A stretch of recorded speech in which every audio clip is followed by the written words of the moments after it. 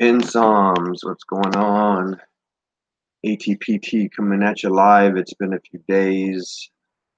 I made a quick update video a few days ago of why it's been a few days since I've made one of these things. My wife, today is her actual last official day at Amazon. They were both officially unemployed. And so she's been home all day, every day, and not having to go to bed early for work. So she's been staying up with me, applying for jobs, playing games, watching movies, you know, doing typical stuff. So I don't have the normal time that I would normally have at night when she's getting ready for bed and the kids are in bed. Come down here and do the videos. But, but, I am going to start doing them during the day. Then she's home. She can watch the kids while I'm in here doing my thing. So it'll be a lot better too, because the first high of the day is the best. The most is where I really just sit here and, well, I can't say do that very often because when I do the first high of the day, I use trim. When I get high at night, when I can actually enjoy it, I use bud. So, and on a on a positive note about this whole looking for work thing, uh, the way I've looked at it, I'll melt straight through a drug test cup and destroy all their apparati to test hair follicles. You guys see how, often I get on here every night, smoke weed, do dabs and whatnot. So the way I looked at it was like, man, when I got to take a drug test, I'll just cross that bridge when I get to it. Because before I stopped for 5 months, 5 horrible months, which just made my living situation of not having a job go from bad to worse, because I was drinking alcohol every day, put on so much weight, probably put on 20 pounds in 5 months. And it was just an ugly place to be, man. And I know, in this situation, I'll probably never go back to that again, no matter what the situation.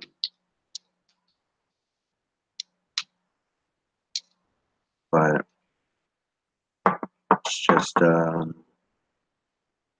yeah, like I said, I'll cross that bridge when I get to it. And the positive note was I was looking for jobs on usajobs.gov, which is where you get a federal job, the federal job website, and they let you know up front if they're going to drug test you or not. I was like, wow, how cool! And yeah, so I know whether or not to waste time on an application, because if I apply for a job that ends in 2 weeks, I'm not going to be clean in 2 weeks. So got to apply for jobs that don't drug test. And there was a really good job that started out at like 73,000 that I met all the qualifications for, and it was for 3 different positions that I met all the qualifications for. And it was for environmental engineering, physical scientist, and environmental scientist, or something like that. And yeah, that's pretty cool.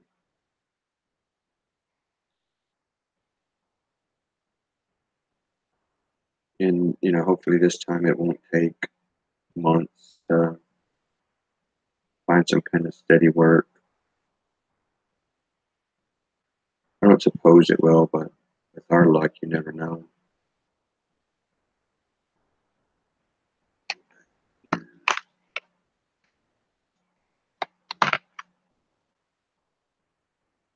And what else do I want to talk about? I guess just the overall situation, we're both unemployed and it's, kind of shitty, but I know it's going to get better. And it's a lot better than it was when we were in this situation, a year ago. We were both jobless after looking for 7 months, sent out hundreds of applications, easily applied for over 1,000 jobs in those 7 months. I mean, for the federal government alone, I probably applied for almost 200. And yeah, I got a handful of interviews, nothing that was going to pay a living wage, 40,000. Can't get by in this area with a family of four and $40,000, only having one parent working, which is basically the only way our situation is going to work.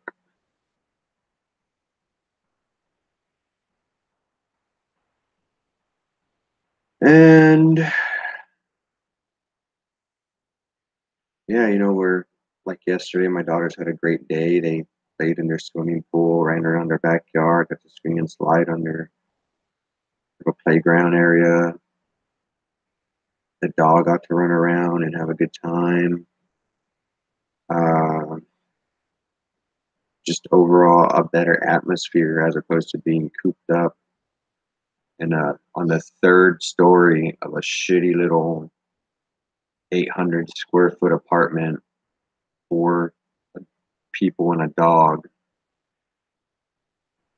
And man, it was just so depressing to get up every day, sit at a computer, and waste time essentially applying for jobs because 98% of them you never even hear back from, whether that's a rejection or a interview opportunity or something. But like you never even hear back from most of them.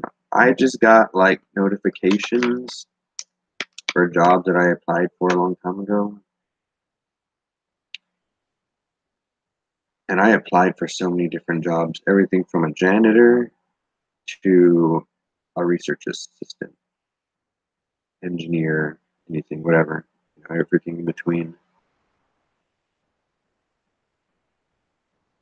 And my friend makes it sound like it's so easy. He said, "Oh, we'll just apply for jobs that you're overqualified for. That way you stick out more as a candidate." Dude, I applied for everything. I applied for jobs that were requiring associate's degrees. I applied for jobs that required no degree. I applied for a lot of fucking jobs.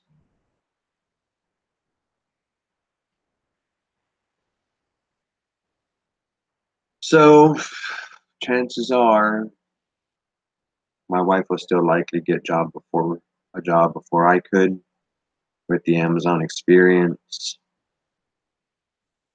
and me not having any really other than research experience.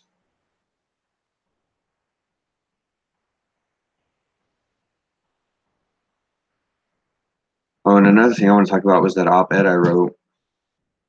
Just an update on that. The Seattle Times rejected it the same day they got it, and not too worried about it. Like they say, they just try to stick to local topics, local issues, local, things that happen around here. And this is kind of a worldwide thing that I wrote. Um, I submitted it to the New York Times on July the 3rd, pretty late, July the 3rd. So I'll probably post it to the subreddit on Monday if I don't hear anything back from anybody. But what bothers me the most is that I emailed a lady named Tara Kopp. She's a writer for the Military Times. She works at the Pentagon or some shit. Took her a few days, maybe even like a week to get back to me. She said, "Oh, I'm sorry, it took me so long. I've been busy. A lot of people are emailing me, what's the situation?" I sent her what I wrote, and she asked if I wanted to put it in the Military Times, and I said I would be honored, but I'm getting ready to submit. I would be honored, and I want to, but I'm getting ready to submit it tonight, like right now, to the Seattle Times. And then she asked something like, Do they own it? Did they pay me? And I said, no, I haven't even submitted it yet. I was going to wait till tonight. But this is from their op-ed page, and it just said something. I took the copy pasted the text, and it was just something like, you know, the Times, you retain all copyright to your work. You have the right to resell it. Basically, I own everything about it except the Seattle Times would have the right to use it, edit it in any way, shape, or form, and put it on any medium, digital or print, however they see fit. Whatever. It basically becomes their property too, except it's truly my property. They just get to borrow it and use it however the hell they want.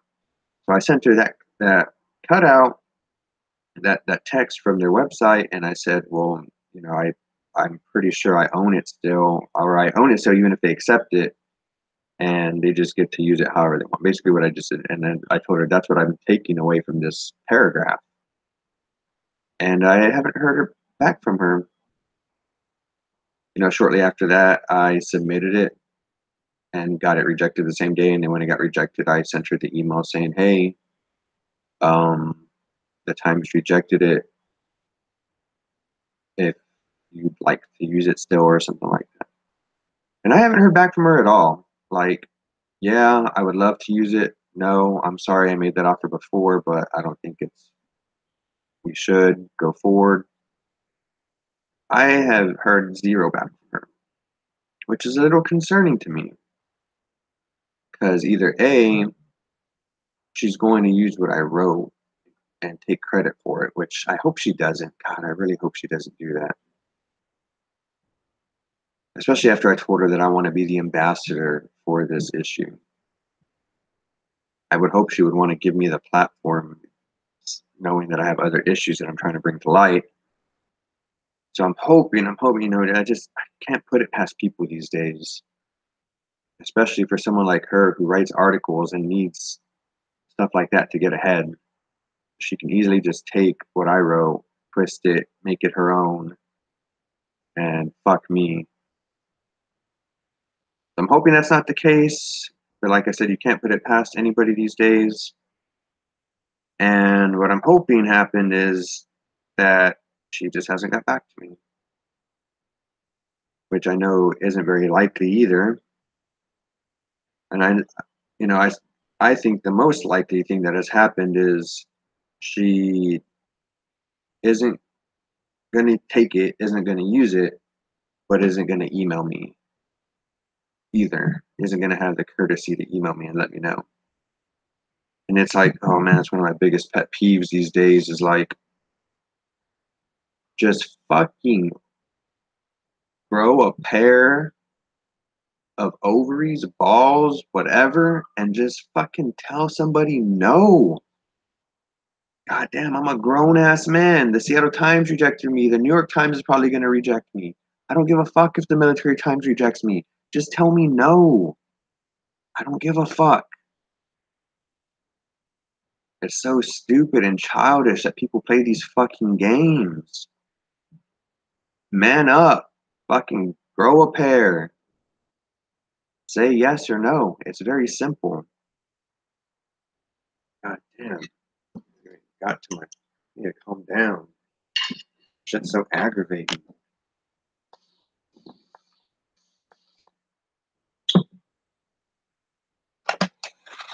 And the biggest reason I'm hesitant to put it on the military subreddit is because once I do that, it's going to fucking, a lot of places won't take it. And like the Seattle Times said, if it's been published anywhere, social media, online, anywhere, we won't take it. New York Times said the same thing. If it's been published anywhere, we won't take it.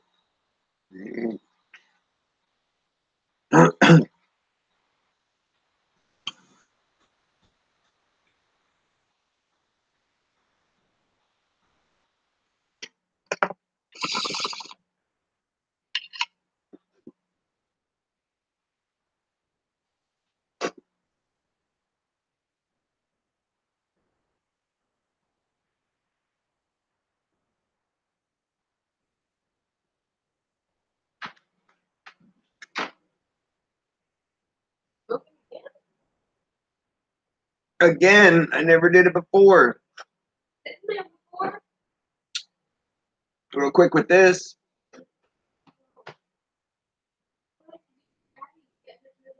So YouTube it.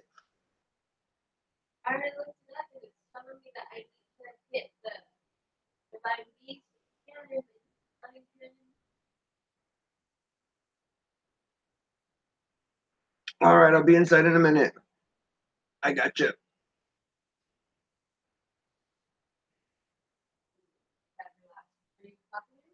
No, I'm doing my podcast.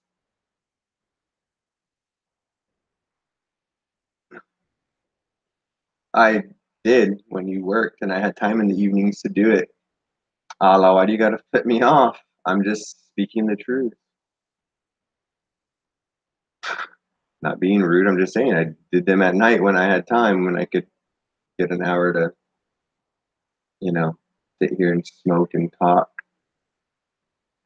But yeah, and I haven't been here that long. Just started doing it actually right now. What I do now is I wait till I'm kind of deep in the podcast, do it. Yeah. So that way it's not the first thing people come and see.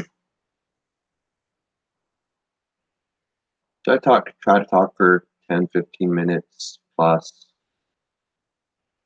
I mean, most of the stuff is still in sight at all times on my board and stuff, but for all the people who care, it's stupid. No, well, I meant the other people. Obviously, you care because you care about everything, but you can talk. I mean, you were talking before. It's so dumb. Okay, well, have fun. Love you.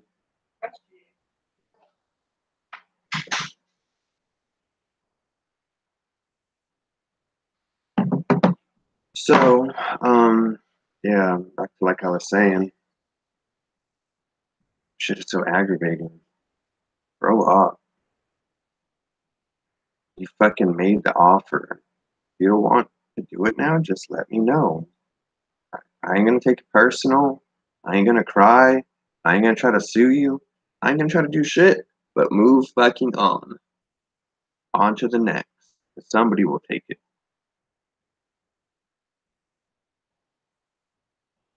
And like I said, that's why I'm so hesitant to put it on subreddit.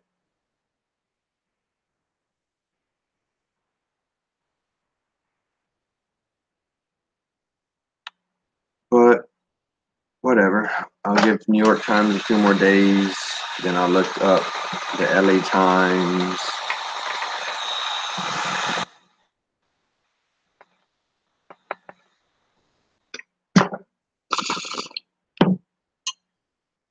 Then maybe I was gonna do the New Yorker, but they just straight up tell you like it's ours. Once you submit it to us, it's ours. We do whatever the fuck we want with it.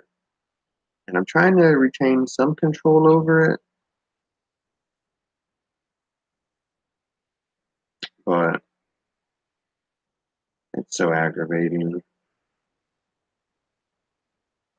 And there's so many of you out there that have voices that need to be heard, just like mine. So I'm here with you in the aggravation circle, in the aggravation pit of despair, as we grind every day to have our voices heard about the injustices that go on.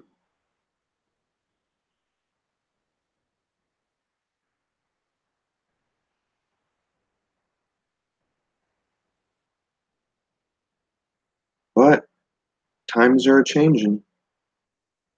We're getting now to the point where we're starting to shine more spotlights on the obvious, which is kind of pathetic that we have all these industries and institutions that are just rampant with corruption and chaos and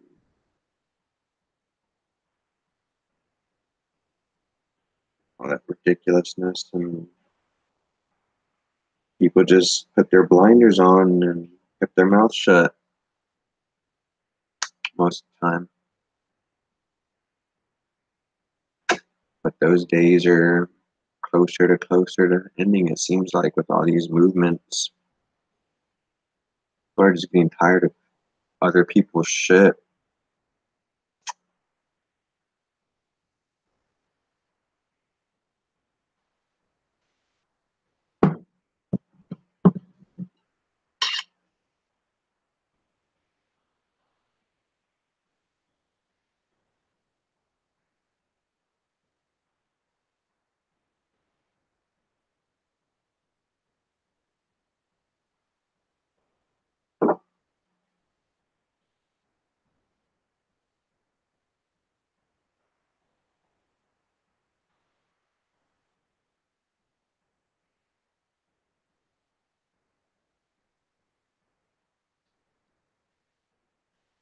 So, that's my rant for now. I mean, we got all kinds of other things we can rant about.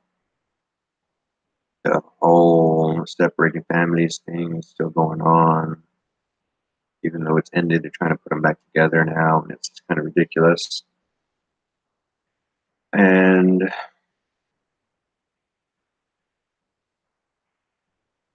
the whole army reneging on contracts that have to do with uh, immigrants who want to serve for citizenship, which I served alongside as well, and I'm sure a lot of people do and don't even realize in the military. I remember I didn't come across them until we were overseas in Afghanistan. Like, damn, those guys are in our uniform, but they're not citizens, but they're out here with us grinding. And fuck, even the interpreters that are Afghani wear our uniforms. I mean, it's for good reason, to have them blend in. It's not like they take an oath and sign a contract like these other immigrants. But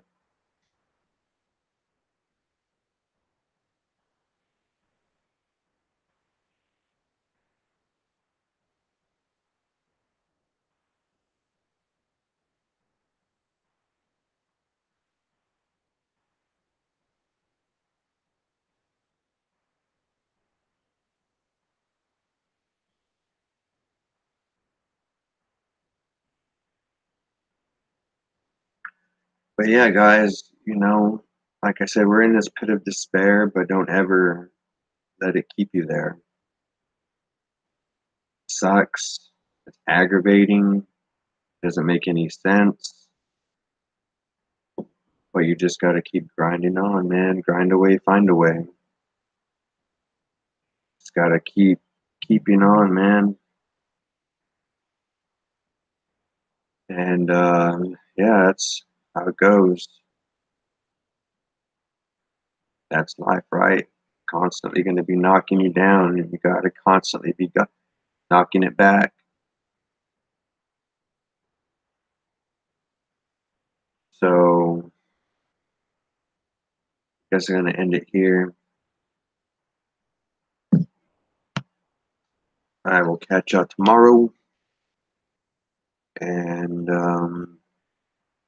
yeah, hopefully we'll have better things to talk about.